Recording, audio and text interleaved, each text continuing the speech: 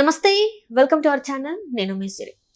Visakha drugs కేసులో customs officer entry ఇచ్చారు. So ఇప్పుడు ముందు ముందు ఎలా ఉండబోతుంది ఏంటి అనేది మనకి వివరించడానికి మనతో పాటు ఉన్నారు Jai Bharat National Party official spokesperson Chiranjeevi Nayak గారు. నమస్కారం సార్. నమస్తే. జై భారత్. సార్, ఇప్పుడు చూస్తుంటే విశాఖ డ్రగ్స్ కేసు మనం చూస్తున్నాం. గత 4-5 రోజుల నుంచి వెళ్ళి అసలు ఎంతమంది పేర్లు బయటకు వస్తున్నాయి ఏంటి అనేది, అంటే ఒకరి పేరు బయటకు వచ్చినప్పుడు అది వాళ్ళు కాదు, మాకు సంబంధం లేదని వాళ్ళు అనడం జరుగుతుంది. సో ఇప్పుడు ఏంటంటే కస్టమ్స్ ఆఫీసర్ ఎంట్రీ ఇవ్వడంతో అంటే ఏమన్నా మీరు అంటే ఎవరు ఉన్నారు అనేది బయటకు వచ్చే అవకాశం ఉందంటారా? అంటే ఒకటండి, ఇప్పటికే చాలా లేట్ అయింది. కస్టమ్స్ అఫీషియల్ కానీ అదర్ ఎన్ఫోర్స్మెంట్ ఏజెన్సీస్ ఏవైతే ఉన్నాయో గవర్నమెంట్ ఆఫ్ ఇండియాలో కానీ స్టేట్ లెవెల్లో పనిచేసే ఎన్ఫోర్స్మెంట్ ఏజెన్సీస్ ఎప్పుడు ఎంటర్ అయ్యి ఈ పాటికి అసలు దాని వెనకాతలు ఎవరు ఉన్నారని తెలియాల్సింది. ఇది పర్టికులర్లీ ఎన్నికల టైం.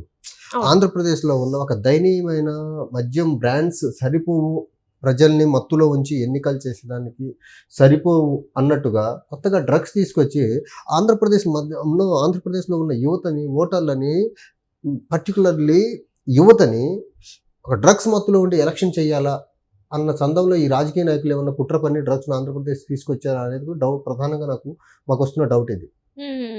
దీని వెనక అతను ఎవరు ఉన్నారు ఏంటిది అనేది ఎన్ఫోర్స్మెంట్ ఏజెన్సీస్ ఇప్పటికే చాలా లేట్ చేసాయి. అది ఎక్కడి నుంచి వచ్చింది, ఎలా వచ్చిందో దట్టు అఫీషియల్గా ఒక మేజర్ కోర్టుకు వచ్చిందండి. సో దాని మీద ఎవరున్నారో తెలియాలి కదా. ఇంకా ఇంత నత్తనడకన ఎంక్వైరీ సాగడం అనేది నిజంగా అది ఎన్ఫోర్స్మెంట్ ఏజెన్సీస్ యొక్క పనితీరును నెగ్లెక్టెడ్ పనితీరుకు నిదర్శనం. అది అంటే సంధ్యాకు వాళ్ళకి సంబంధించి విజయసాయి రెడ్డి గారే వెనకాల ఉండి ఇదంతా చేపించారని చెప్పేసి ఇప్పటి వరకు మనం వార్తలలో విన్నాం. ఇప్పుడు చూస్తేనేమో వేరే విదేశీయుడు పేరు వచ్చి విజయసాయి రెడ్డి ఉన్నారా, లేకపోతే విదేశాల నుంచి వచ్చిందా, దాన్ని ఎవరు తెప్పించారు ఏంటి దానికి ఎన్ఫోర్స్మెంట్ ఏజెన్సీస్ వాళ్ళు తెలుసుకుంటే క్షణాల్లో లాగలండి ఇన్ఫర్మేషన్. అది పెద్ద మ్యాటర్ కాదు. కాకపోతే నాకున్న డౌట్ ఏంటంటే ప్రధానంగా అధికార పక్షంలో ఉన్న పార్టీ రేపు ఎన్నికల్ని మత్తులో జరపాలనే ఒక కుట్ర పన్ని అంత పెద్ద మొత్తంలో డ్రగ్స్ తెప్పించారేమో ఒక డౌట్ అయితే నాకైతే ప్రధానంగా ఉంది. అంటే వీళ్ళకి ఎన్నికల కోడ్ ఇదంతా కూడా ఏం భయం లేదంటే, అసలు భయం ఉంటే డ్రగ్ అంత రాదు కదండి. వాళ్ళకంత భయమే ఉంటే సాక్షాత్ అప్పుడు డీజీపీ గారు సవాంగ్ గారు అంత పెద్ద మొత్తంలో గంజాయిని పబ్లిక్లో తగిలేసిన తర్వాత గంజాయి విచ్చలవిడి సాగు కంటిన్యూ అవుతూనే ఉంది కదా ఆంధ్రప్రదేశ్లో. ఆ గంజాయి సరిపోదు, ఈయన నాసిరకం మద్యం సరిపోదు అన్న చందంగా ఇప్పుడు కొత్తగా డ్రగ్స్ తెప్పించారు వీళ్ళు.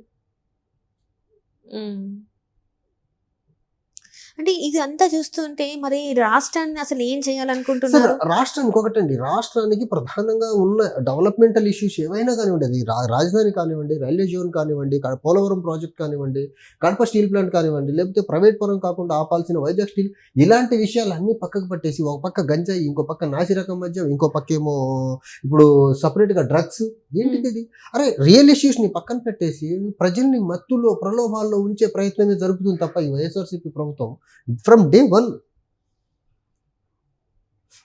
దేశంలో ఎక్కడ గంజాయి పడ్డా అది ఆంధ్రప్రదేశ్లో సాగు చేసిన గంజాయిని ఆ పర్టికులర్ స్టేట్స్లో ఎన్ఫోర్స్మెంట్ ఏజెన్సీస్ అన్ని డిక్లేర్ చేసే పరిస్థితికి వచ్చింది. రియల్ ఇష్యూస్ని అన్నిటిని పక్కన పెట్టేసి ఆంధ్రప్రదేశ్ని అప్పులు ఊబిలోకి నెట్టేసి ఈ డ్రగ్స్ వ్యాపారం చేస్తున్నారు వీళ్ళు, మద్యం వ్యాపారం చేస్తున్నారు, గంజాయి వ్యాపారం చేస్తున్నారు.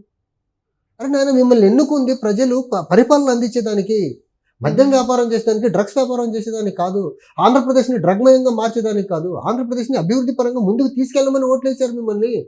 మీరు ప్రతిపక్షంలో ఉన్నప్పుడు ఏం అడిగారు? ఇక్కడ చంద్రబాబు నాయుడు బీజేపీ ఏం చేయట్లేదు, మేము వస్తే ఉద్ధరిస్తామని కదా అడిగింది. ఏంటి మీరు ఉద్ధరించేది? గంజాయి సాగు, నాసిరకం మద్యం, దయనీయమైన రోడ్లు, తర్వాత డ్రగ్స్ని తీసుకురావడం విదేశాల నుంచి. ఏ కల్చర్ని ఆంధ్రప్రదేశ్ యూత్కి మీరు ఇంట్రడ్యూస్ చేయాలనుకుంటున్నారు?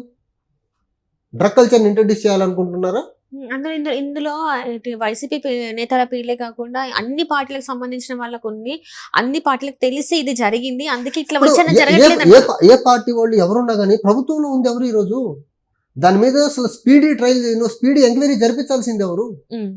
అంత పెద్ద మొత్తంలో డ్రగ్ దొరికితే కానీ దాని మీద కనీసము ముఖ్యమంత్రి గారు కానీ, లేకపోతే పొలోమని మీడియా ముందుకు వచ్చే ప్రధాన సలహాదారు కానీ ఎవరేం మాట్లాడరు. దీన్ని ఎలా అర్థం చేసుకోవాలి? మీకు బాధ్యత లేదా? మీకు బాధ్యత లేనప్పుడు ముఖ్యమంత్రి పదవి ఎందుకు దిగిపోండి. అంటే ఇక్కడ చూస్తున్నట్టయితే సార్ ఇప్పటి వరకు కూడా అసలు ఇంత భారీ మొత్తంలో డ్రగ్స్ అంటే కొన్ని గ్రామ్స్ దొరికితేనే పోలీసులు బీభత్సంగా చేస్తారు, ప్రెస్ మీట్లు పెట్టి ఇదంతా చేస్తారు. కానీ ఇంత భారీ మొత్తంలో దొరికితే ఈ రోజుకి కూడా అసలు దాని వెనకాల ఎవరున్నారు, అది బ్రెజిల్ నుంచి ఎందుకు వచ్చింది, ఇక్కడికి వస్తే ఆక్వా అంటే సన్నీ ఆక్వా పేరు వినిపిస్తుంది, అసలు దీని వెనకాల ఎవరున్నారు ఏంటి? అదే కదండి, ఇప్పుడు మీరు చెప్పినట్టు 1-2 గ్రామ్స్ దొరికితే పెద్ద రచ్చ చేసే ఈ పోలీసులు కంటైనర్ దొరికితే నిద్రపోతున్నారా? అఫీషియల్ గా పెద్ద మేజర్ పోర్ట్ ఇన్ ఇండియా, ఆ పోర్ట్ లో ఇంత పెద్ద మొత్తంలో డ్రగ్ దొరికితే నిద్రపోతున్నారా? సిబిఐ కానీ, సిఐడి కానీ, స్టేట్ పోలీస్ కానీ, సెంట్రల్ ఎన్ఫోర్స్మెంట్ ఏజెన్సీస్ ఏవైనా కానివ్వండి, కస్టమ్స్ వాళ్ళు ఏం చేస్తున్నారు అక్కడ? అఫీషియల్ గా కంటైనర్స్ లో ఒక షిప్ లో డ్రగ్ వచ్చిందంటే నిద్రపోతున్నారా వీళ్ళంతా? మీరు ఎలాగో ఉద్యోగాలు ఇవ్వరు యువతకి, ఉద్యోగాలు ఇవ్వకపోతే వాళ్ళ జీవితాన్ని, వాళ్ళ భవిష్యత్తుని డ్రగ్మయం చేస్తారా మీరు? అసలు ప్రభుత్వానికి కాదు, రాజకీయ నాయకులు కాదు బాధ్యత, ఉద్యోగస్తులకు కదా ఉండాల్సిందే. అరే మీరు ఎలా ఉద్యోగాలు చేస్తున్నారో యువత కూడా చదువుకొని మీలా పెద్ద పెద్ద ఉద్యోగాలు చేయాలని కోరుకుంటారు కదా. అలాంటి యువతకు మీరు ఇచ్చేది డ్రగ్ సప్లయా? రాజకీయ ఒత్తిళ్లకు లొంగేసి దాని వెనకాల ఎవరున్నా ఇప్పుడు వరకు బయటికి లాగరు. అంటే అసలు వస్తారంటారా? దీని వెనకాల ఎవరున్నారు ఏంటనేది మరి గవర్నమెంట్ వీళ్ళ ఎంక్వైరీ మెకానిజం ఆ స్పీడ్ చూస్తుంటే ఖచ్చితంగా ఈ విషయాన్ని ఖచ్చితంగా వీళ్ళు కప్పేస్తారండి, బయటికి తెస్తారన్న నమ్మకం అయితే ఏ మూలన కలగట్లేదు. ఒక మేజర్ పోర్ట్ లో ఇంత పెద్ద మొత్తంలో డ్రగ్ దొరికితే అది ఇంటర్నేషనల్ ఇష్యూ అయిన తర్వాత ఒక పక్క మీడియా పట్టించుకోదు, ప్రభుత్వం పట్టించుకోదు, యంత్రాంగం పట్టించుకోదు, రాజకీయ నాయకులేమో వాళ్ళ మీద వీళ్ళ మీద వాళ్ళు బురద చల్లుకుంటా ఉంటే ఏం చేయాలి?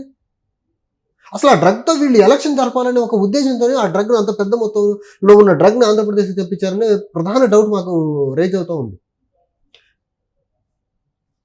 అంటే ఇప్పుడు చూస్తున్నట్టయితే సార్ చాలా వరకు ఆల్రెడీ గంజాయి అంటేనే ఎక్కడ దొరికినా కూడా అది ఆంధ్రప్రదేశ్ నుంచి వచ్చిందనే పేరు వచ్చేసింది, డ్రగ్స్ క్యాపిటల్ అయిపోయింది ఆంధ్రప్రదేశ్ అని చెప్పేసి అంటున్నారు. సో ఈ క్రమంలో ఇట్లాంటివి చేస్తుంటే, ఎన్నికల సమయంలో ఇలాంటివి చేస్తుంటే ఇంకా ముందు భవిష్యత్తులో ఎలా ఉండబోతుంది? అంటే వీళ్ళ ప్రలోభాలు డబ్బు, మద్యం, కులం, మతం ఇవన్నీ సరిపోవు అన్న చందంగా ఇప్పుడు గంజాయి ఆల్రెడీ ఆంధ్రప్రదేశ్లో సాగులో ఉంది, గంజాయి కూడా సరిపోదేమో ప్రజల్ని, ఓటర్లని మత్తులో ఉంచేదానికనేసి సపరేట్గా డ్రగ్స్ తెస్తున్నారు. ఇది కేవలం ఎన్నికల్లో ఎవరైతే డ్రగ్ ఎడిక్టెడ్ యూత్ ఉందో వాళ్ళకి సప్లై చేసేదానికి ఇంత పెద్ద మొత్తంలో డ్రగ్ తెప్పించారేమో డౌట్ ఉంది నాకు.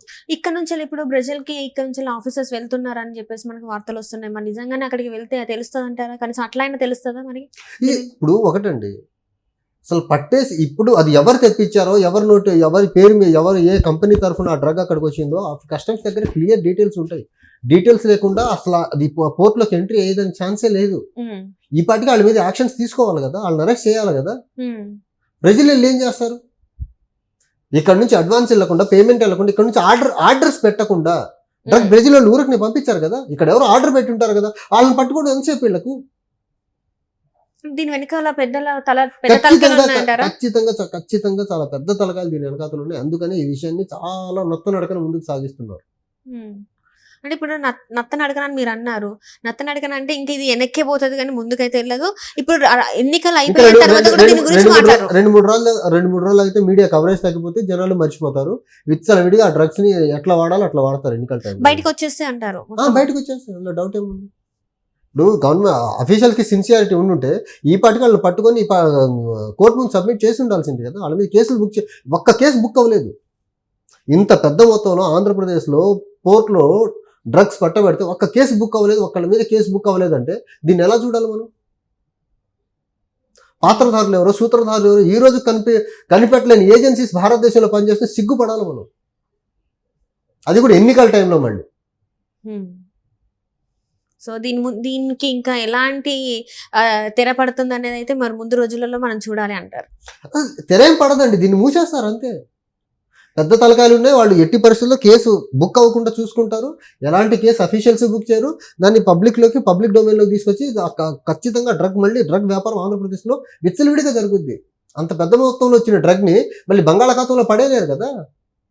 కొన్ని వేల కోట్ల వ్యాపారం జరిగి ఉంటుంది అక్కడ. రైట్.